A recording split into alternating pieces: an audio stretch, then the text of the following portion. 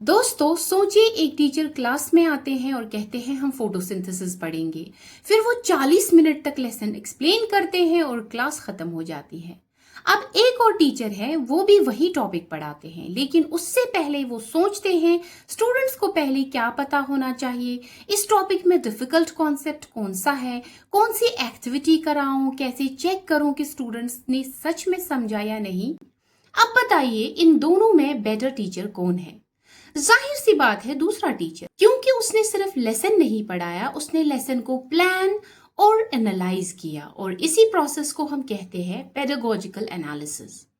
तो simply pedagogical analysis का मतलब है टीचिंग शुरू करने से पहले किसी टॉपिक को इस तरह एनालाइज करना कि उसे स्टूडेंट्स के लिए सबसे इफेक्टिव तरीके से पढ़ाया जा सके। यानी टीचर पहले सोचते हैं कौन सी नॉलेज ऑलरेडी होनी चाहिए, कौन सी टीचिंग मेथड बेस्ट रहेगी, कौन सी एग्जाम्पल यूज करनी चाहिए और लर्निंग को कैसे असेस किया जाए।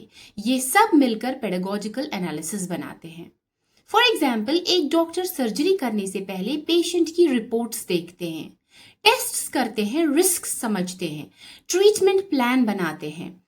डॉक्टर सीधा ऑपरेशन नहीं करता। बिल्कुल वैसे ही एक इफेक्टिव टीचर भी बिना प्लानिंग के क्लास में नहीं जाते, वो लेसन का एनालिसिस करते हैं। यही पेडागोजिकल एनालिसिस है।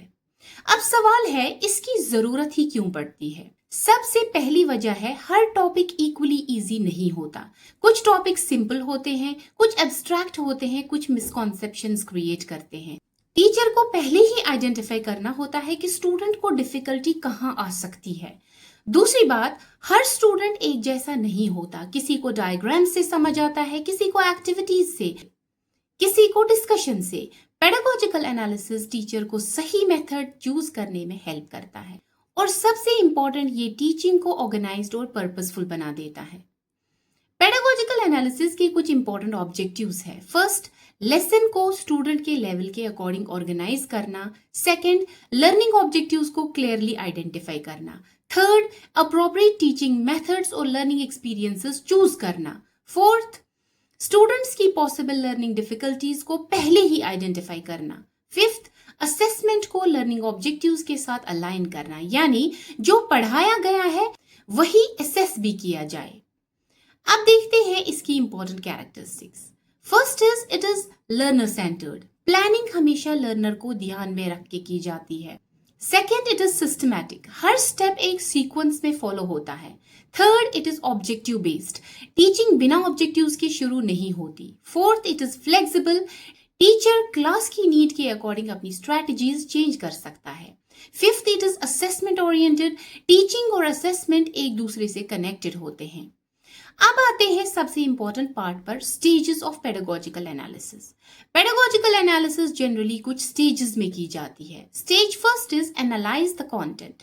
सबसे पहले टीचर टॉपिक को डिटेल में समझते हैं, मेन आइडियाज क्या है, सब टॉपिक्स क्या है, कौन से कॉन्सेप्ट डिफिकल्ट है। Stage second is identify learning objectives. Teacher decide करता है लेक्चर के एंड तक स्टूडेंट्स क्या जानेंगे, क्या समझेंगे और क्या कर पाएंगे। Stage third is analyse learner. Students की age, background, previous knowledge, learning need सब कंसिडर की जाती है। Stage fourth is select teaching strategies. अब टीचर डिसाइड करता है लेक्चर मेथड यूज करना है, discussion, activity, demonstration, case study या technology. Stage fifth is select learning resources. इस स्टेज में learning resources like charts, models, PPTs, videos, ICT tools या real life examples को सिलेक्ट किया जाता है। Stage six is plan assessment. आखिर में टीचर डिसाइड करता है लर्निंग को इवैल्यूएट कैसे किया जाए, क्वेश्चन से, क्विज से, एक्टिविटी, असाइनमेंट या प्रेजेंटेशन से।